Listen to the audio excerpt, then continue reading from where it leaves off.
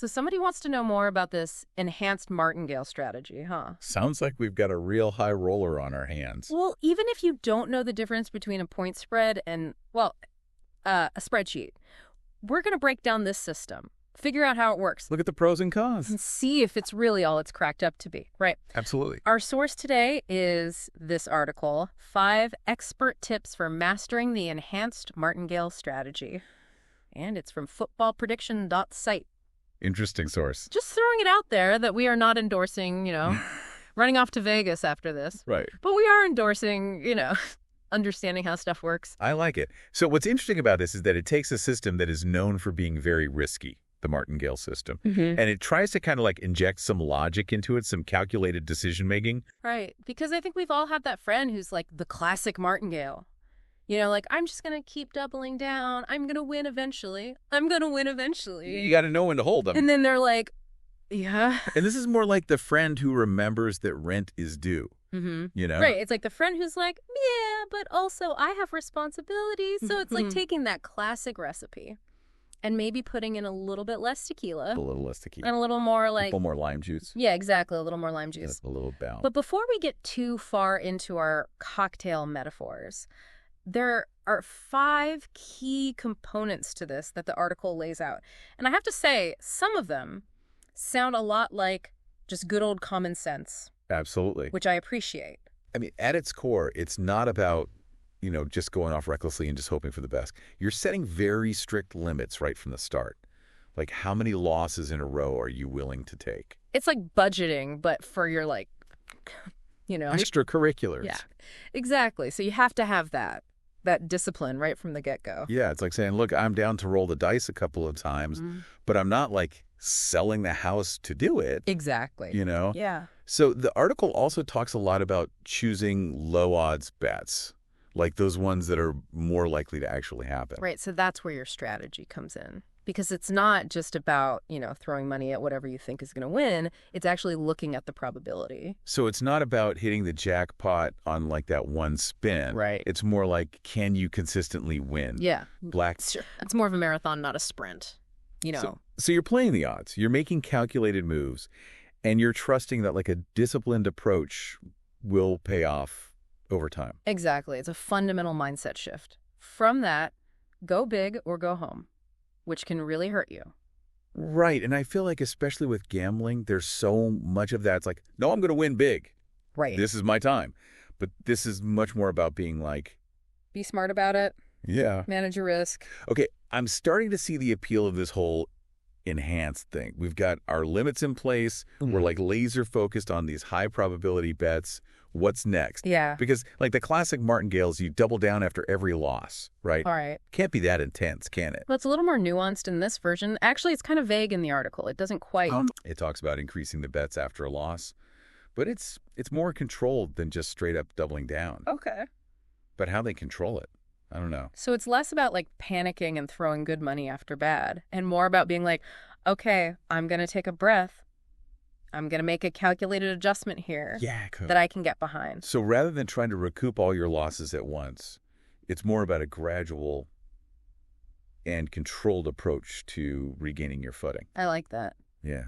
What about after you win? Okay, so after you win, instead of letting it ride, you reset your bet to your original stake, you hit the refresh button. Oh, interesting. Yeah. So you're not like riding that wave. No. You're just like, that was great. New hand. Exactly. You're sticking to the plan. Okay. You're taking the emotion out of it as much as possible. I like it. So you're taking a second to like savor the victory. Yeah. But then you're like, all right, back to business. Exactly. But how does this all actually work? So the article walks through like a little scenario with us. Okay.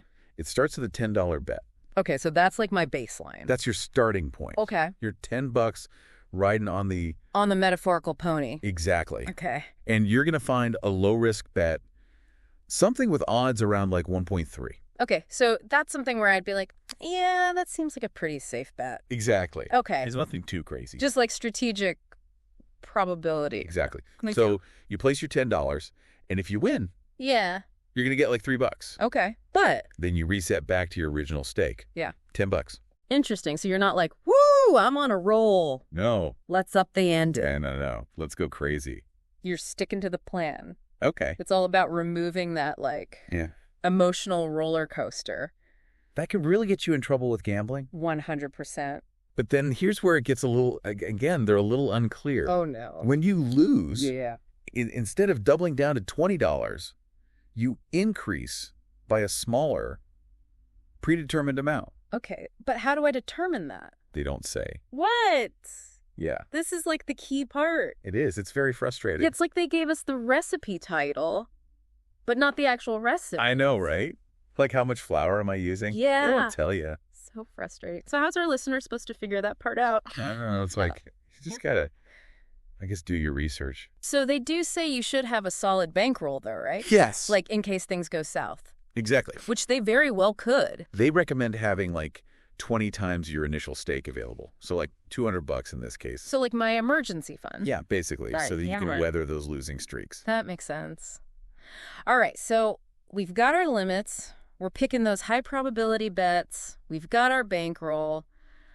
And we're figuring out that secret sauce progression. Yeah, the progression. Okay.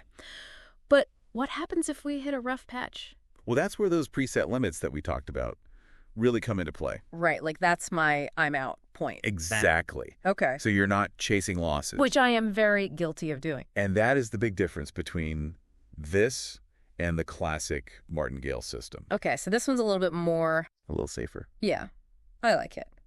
But let's be real, people who are into betting strategies want to know, what's the payout? Like, Of course. what am I going to get for all this discipline and stuff? Right. So the article argues that you're not going to get those massive wins. Okay, Like, you're not going to become a millionaire overnight. yeah.